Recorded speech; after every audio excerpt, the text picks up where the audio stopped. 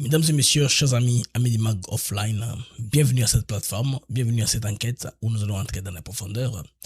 Il y a une affaire qui est très populaire, en tout cas qui enflamme la toile, une affaire des Américains qui auraient contacté des tierces personnes en se plaignant sur, n'est-ce pas, les pratiques de corruption dans les milieux congolais pourront entraver ou entamer les deals historiques, le deal du siècle signé le 4 décembre 2025 l'année dernière à Washington. Et j'étais à Washington comme témoin oculaire pour, n'est-ce pas, participer à cette signature-là historique que tous les Congolais s'attendaient, bien sûr. C'est là dans un contexte de guerre entre la RDC et le Rwanda. Nous allons chercher un peu à regarder dedans car il y a une affaire qui coule sous la toile, une affaire qui agite les débats publics. Alors, j'ai creusé davantage, je suis allé enquêter, j'ai croisé des sources fiables, j'ai pris suffisamment de temps pour étudier et comprendre les tenants et les aboutissants. Quand j'ai entendu le SEM, ça m'a sauté aux yeux, Lobudi Cement.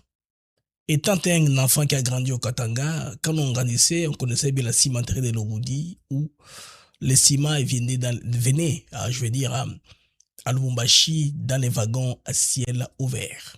Là maintenant, dès que ça arrive à Lubumbashi dans un dépôt, on met dans les sacs pour aller, n'est-ce pas, vendre dans le marché. Bien sûr, avant que les conflits n'interviennent avec le ciment venant de la Zambie, des Chingola Cement. Pourquoi je vous parle de ceci, des amis? Parce que le ciment n'est pas considéré comme une matière stratégique. Matières stratégiques sont considérées comme une matière qui entre dans les fabrications, n'est-ce pas, d'intrants énergétiques, tels que par exemple les batteries, par exemple les smartphones, aussi la technologie de la fabrication de l'armement. C'est très important quand on dit stratégique. Les deals entre les États-Unis et la RDC, c'est pour les minerais strictement stratégiques, pas autre chose. Alors, nous allons un peu à la genèse de la question de ce conflit ici, qui est maintenant sous les lèvres de tout le monde parce que c'est sous la toile. Les amis, je voudrais un peu qu'on descende, qu'on comprenne très bien c'est quoi Lobudi Cement, c'est quoi Melsi Engineering et d'où est venu les Juvi et qui étaient les personnes qui étaient impliquées. Dans cette émission, il y aura des rapports. J'ai des documents confidentiels. J'ai même des audios, même des séances de travail, les amis. Alors, le fait qu'on voudrait établir, c'est que toutes les personnes qui sont engagées dans ce débat, nulle d'entre elles n'est de nationalité américaine. D'où maintenant, les deals entre les États-Unis et la RDC, en quoi est-il concerné? Pourquoi est-ce que tout le monde parle dans ce sens-là? Qui a voulu instrumentaliser cet aspect-là? Peut-être que dans la guerre ici, n'est-ce pas, des associés. Ceci est un cas d'école. Une capture d'un produit stratégique et abus de pouvoir. On peut ainsi peut-être conclure avant d'entrer en détail. Mesdames et messieurs, l'histoire ou la vérité sur l'histoire de Lobudi Cement, c'est...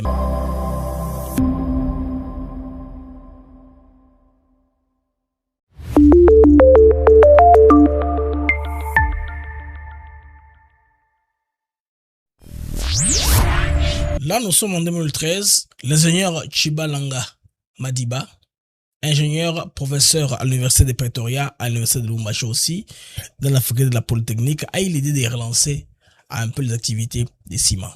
Et pour ce faire, il crée une entreprise qui va appeler Melsi Engineering. Melsi Engineering, c'est une compagnie dont vous allez voir les procès-verbaux de la création, ainsi avec l'idée de relancer, n'est-ce pas, les activités de la production de ciment. Alors, ce projet a été conçu et initié, comme je vous dis, dès des amis 2013. Et dans la foulée, il rencontre son ami Alain Lubamba. Qui est Alain Lubamba? Alain Lubamba est cofondateur et premier secrétaire de l'Union des démocrates moboutistes, parti des ans à Mobutu, qui a accompagné jusqu'en 2006 aux élections. Et de janvier 2007 à novembre 2007, il est vice-ministre chargé des affaires étrangères au sein du gouvernement Gizenga 1. Et dans le gouvernement Muzito, il fut vice-ministre des budgets. Donc un homme qui connaît suffisamment, il comprend les rouages, qui comprend au moins les contours et les méandres de la création d'entreprise. C'est pourquoi il a accompagné monsieur Chibalanga comme facilitateur. Alors là maintenant, la compagnie fut créé, bien sûr, avec l'appui de l'un de leurs amis, un monsieur, certain Banzan Kolomoni, qui a aussi apporté des fonds pour que la compagnie puisse s'asseoir. Comme on dit toujours, on ne peut pas laver les figures avec un seul doigt. Traduction littérale de Basorolaka et Longina Moussapi. Mon côté, il faut s'accompagner d'autres personnes qui ont un carnet d'adresse, n'est-ce pas, bien enrichi pour réussir. Et les projets étaient bien sûr très ambitieux. Maintenant, pour ce faire, pour que ça puisse réussir, il fallait faire entrer d'autres personnes, n'est-ce pas, dans les jeux. Là maintenant vient l'étape de messieurs Léon Mouine Kabina. Léon Mouine Kabina, des amis, gardez ce nom et retenez-les très bien. Ce nom va revenir dans beaucoup de séquences, tournures, dans beaucoup de tournants, dans beaucoup d'événements qui vont avoir lieu. Monsieur Kabina sera au cœur de beaucoup de choses qui vont nous aider à comprendre l'histoire ici. Alors, Monsieur Kabina est PCA des Siemens 4, aussi administrateur à la Jacamine. Il est PCA fait mandat bien sûr de l'Oboudi Siemens. Alors, il lui est reproché les abus de pouvoir, prise illégale d'intérêt, utilisation des prête-noms et conflit d'intérêts flagrant. Conséquence majeure est que les blocages des fonctionnements de l'Oboudi Siemens. Les amis, remontez un peu dans le temps pour nous faut comprendre tout ce qui se passe à la création, n'est-ce pas, de ces JUVI, Joint Venture, entre Melsi Engineering et Ciment 4. Ciment 4, Ciment du Katanga, ces deux compagnies-là, donc, ont forgé pour créer la compagnie qu'on appelle l'Oboudi Ciment. Alors, pour que tout cela puisse se faire, il y a eu des clauses et des négociations très houlées, de bonne foi, de bonne volonté. Monsieur Léon Mouine était connu pour son expertise dans les sondages, dans les forages, parce qu'au Katanga, quand on parle de forage, il y a aussi l'aspect sondage, on fore la terre pour voir s'il y a de l'eau aussi, s'il y a des minéraux. Donc, les forages au Katanga, à Kinshasa, sont des concepts différents. À Kinshasa, on fait les forages pour seulement trouver l'an d'eau, point barre. Au Katanga, il y a aussi beaucoup de choses parce que le Katanga a beaucoup de richesses dans son sous-sol. Il y a aussi cet aspect-là de la loi qui fait que celui qui est en train de forer la terre soit au moins équipé et il ait l'information sur qu'est-ce qu'il est en train de forer. Alors, qu'est-ce qui se passe, les amis, en somme? Quand monsieur Léon Mouine Kabina se rencontre avec l'ingénieur Madiba pour maintenant mettre les projets ensemble, alors il exige à monsieur l'ingénieur de lui céder quelque part dans sa compagnie Melsi Engineering pour permettre à ce que le dossier puisse avancer vite et puis avancer vite, je voulais dire, et puis il a promis, n'est-ce pas, de faire bouger les lignes dès que, une fois qu'il est élu à la tête de la compagnie et que il est satisfait d'avoir les parts dans la compagnie qui n'est pas la sienne. Rappelez-vous, parce que lui, il était au contrôle de la compagnie CB4 qui était aux arrêts depuis 2012. Bon, c'est plus tard qu'il sera nommé, n'est-ce pas, au conseil d'administration de la JCAMINE qu'on voyait dans les PV là. Alors, de bonne foi, l'ingénieur accepte de donner une place, n'est-ce pas, de choix dans sa compagnie propre. Comme ça, quand les deux compagnies vont se mettre ensemble, d'une part, vous avez Melsi Engineering et de l'autre part, vous avez Ciment 4. Alors, directeur général,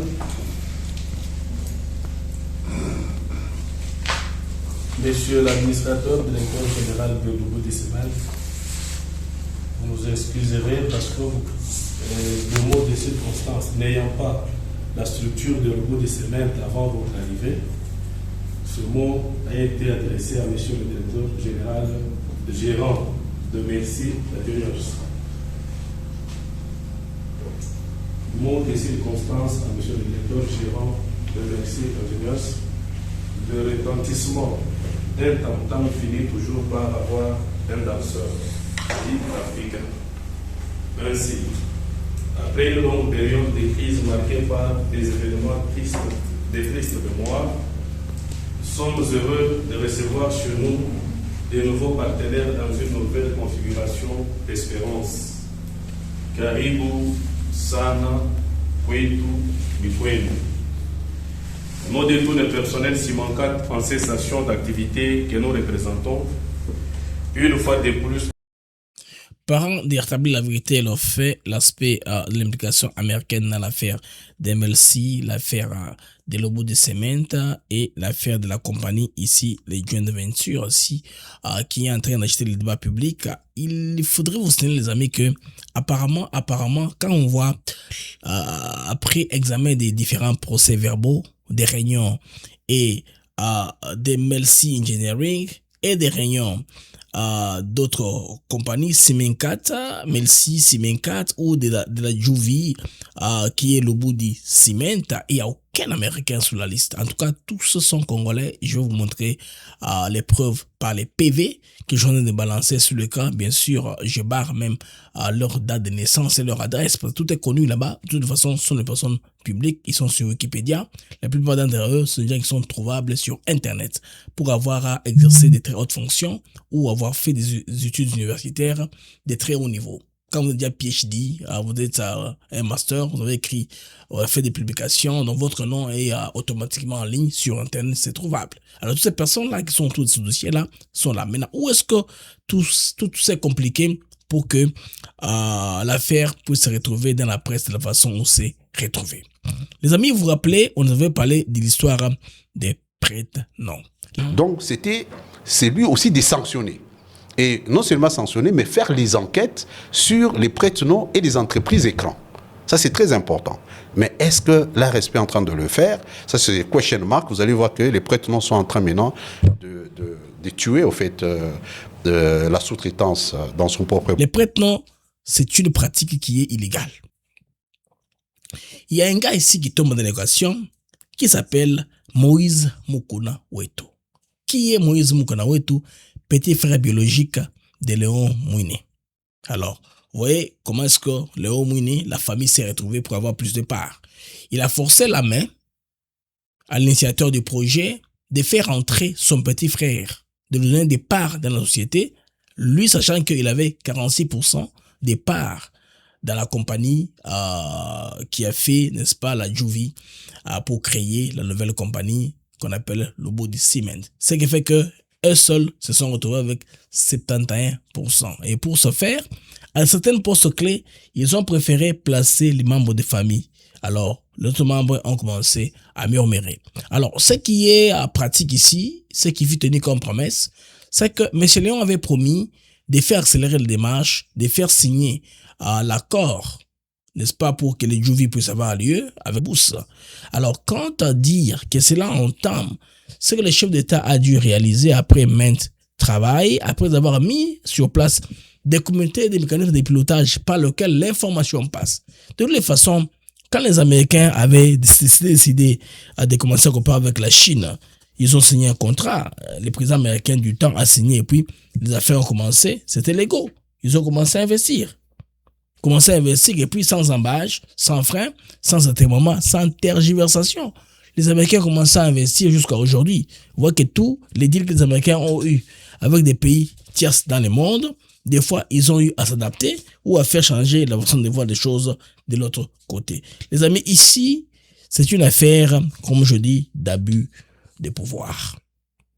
Les personnes qui sont en politique, qui ont de l'influence, ils donnent l'ordre, même à certains de leurs amis, de ne pas signer les MOU. Imaginez un peu, il y a par exemple un passage ici qui a du dossier que j'ai consulté, qui me dit que les ministres honoraires de mine avaient refusé même de signer certains documents parce que très proche de messieurs Léon Mouiné. Le moment on le cite parce que c'est l'acteur principal. Hein. Les autres, je ne peux pas les citer. Vous pouvez seulement deviner à quelle époque ça a eu lieu et qui étaient les ministres des mines à l'époque. Vous voyez tout cela? Et malheureusement, pour eux, les procès verbaux existent. Cette affaire, on va arriver jusqu'à la fin, jusqu'au bout.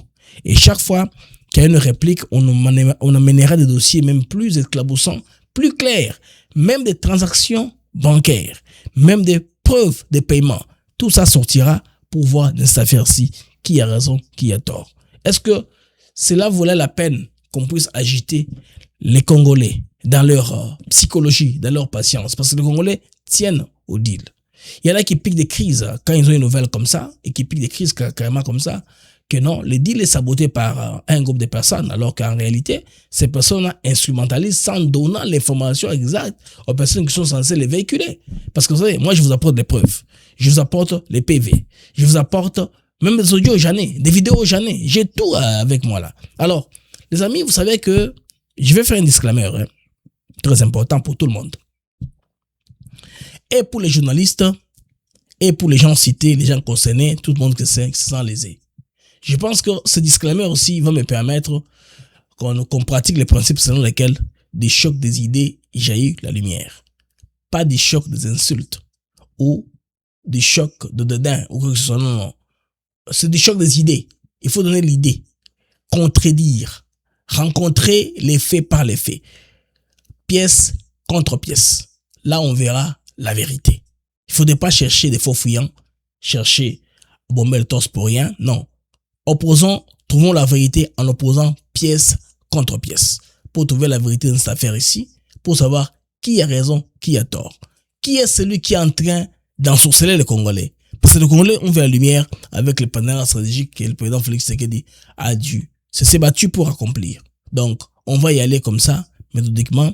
Les amis, alors, dans les prochains numéros, il y aura plus d'éléments, je vous promets, il y aura plus d'éléments à y entrer à ce dossier ici, que nous ne tenons pas clore ici. C'est un dossier que nous allons laisser ouvert, nous allons ouvrir, on va le laisser ouvert comme ça, pour que de plus en plus les éléments sortent, parce qu'il y a beaucoup d'éléments comme ça, des gens qui amènent un projet, des projets est pris, les projets détournés, les projets pris par quelqu'un qui a plus de moyens et trouve que le projet est le sien. Le projet est le sien, je vais vous le dire.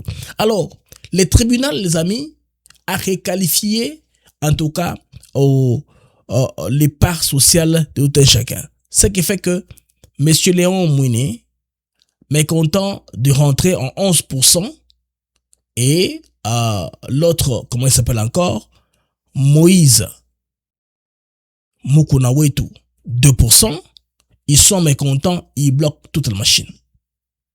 Ils bloquent toute la machine, ils éclaboussent tout. Là où ils ont tort, ils donnent des faux fouillants. Alors, à mon sens, c'est là où j'en arrive à la conclusion. Les amis, c'était pour moi un très grand plaisir de vous avoir ici nombreux. Au revoir et à la prochaine sur notre chaîne pour plus d'investigations.